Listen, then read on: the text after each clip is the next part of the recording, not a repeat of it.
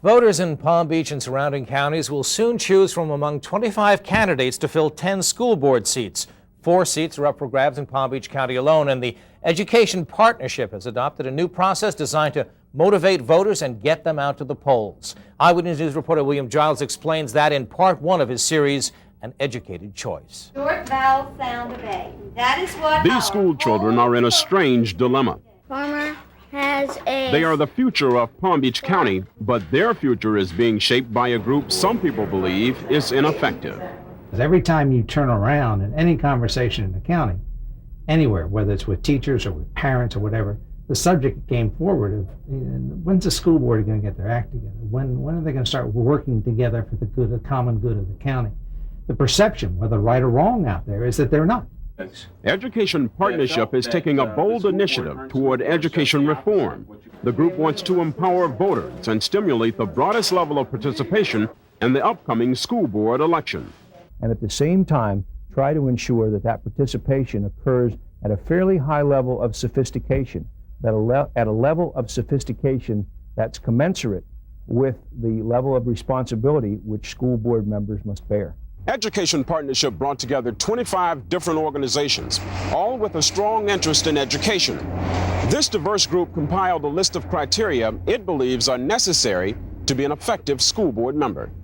Criteria like the ability to understand and apply sound fiscal policies, demonstrating leadership and management skills, and knowledge of educational practices, to name a few. To find school board candidates with those attributes, the groups developed 99 questions which they're using to interview contenders. And the candidates determined to have the best qualities will be endorsed by the political action committees of the various groups. And we've never had groups come together like this. You know, black, white, Hispanic, activist groups, non-activist groups, business groups, everything. They came together and they came to consensus. The consensus was school board members, for all their good intentions, can't seem to work together.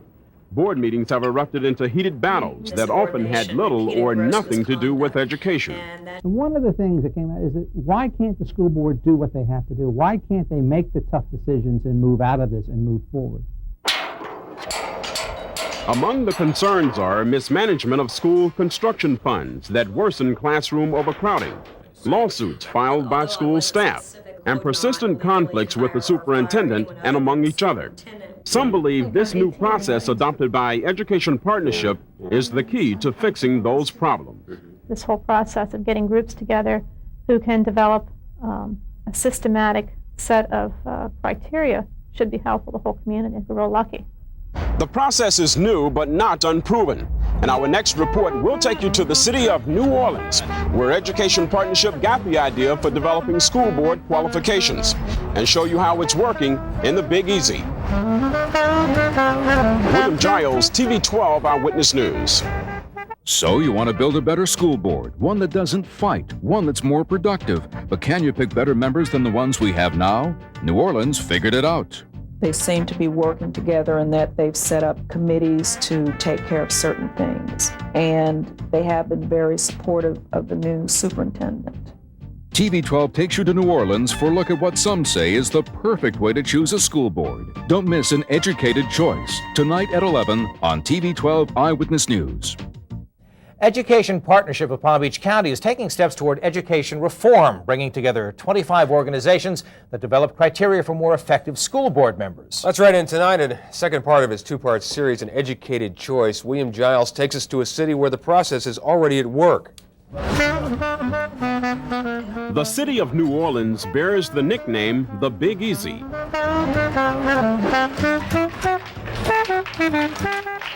But fixing the Orleans Parish school system was anything but easy. This is a poor school district that lacks the necessary learning materials for its 62,000 students. Many other problems exist that education advocates say at one time didn't get the proper attention needed to correct them. Advocates say before 1992, the system was a runaway train going downhill, and the conductors were school board members. White, you've lied about so many things.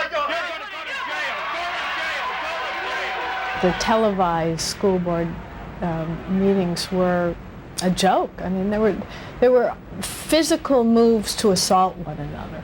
The education system had deteriorated to the extent schools were turning out a poor quality labor force, which was negatively affecting the city's economy and its lifestyle. It was really a disastrous situation, and I think that if it hadn't turned around, we would be very much concerned about it right now. We had a school board that was very fragmented. They could not work together to resolve problems, and they also didn't work very well with the parents. Sensing the public was fed up, the Metropolitan Area Committee designed an innovative education reform plan. It set criteria for a more effective school board member and began informing the public just before the 1992 local election. What our expectations were, what we expected the qualifications to be. And in so doing, we thought we would then empower voters in this community to make informed choices among the candidates. A political action committee endorsed a slate of candidates that best fit the criteria. The results were astounding. 5 people were elected to the board for the first time, and 2 incumbents were re-elected. 4 of the newly elected board members were endorsed by PACs. They all looked at the criteria and the expectations and say, I meet that. And they have worked together as a board for the interests of children in a way that I think is a model, I know is a model for other school boards. Schools in the Orleans Parish school system are by no means perfect. In fact, they still have a long, long way to go here. But education advocates believe they've at least gotten school policymakers who can put aside their personal agendas and focus on teaching children. They seem to be working together in that they've set up committees to take care of certain things, and they have been very supportive of the new superintendent. Education for children in New Orleans is said to be improving with renewed enthusiasm. Education advocates say it's due to a power the public rediscovered, the power of the ballot box. William Jiles, TV 12 Eyewitness News. Now, tomorrow night, William Jiles will talk to a school teacher who left Palm Beach County for New Orleans, and you're also going to hear reaction from local school board members. A lot of people link making the school system better in Palm Beach County to making the school board operate more in sync. Those groups have borrowed a process from New Orleans that could have big effects on the upcoming election here. Tonight, Eyewitness News reporter William Jiles concludes his series, An Educated Choice. I'm looking forward to the challenge of the new year and a different type of school system, because this is Darlene Petit taught in Palm Beach County schools for 4 years, but quit after this past school term. Petit begins a new teaching job this fall in her hometown of New Orleans. This homecoming will allow Petit to fulfill her wish of furthering her own education, and she says another reason she left Palm Beach County was a dysfunctional school board.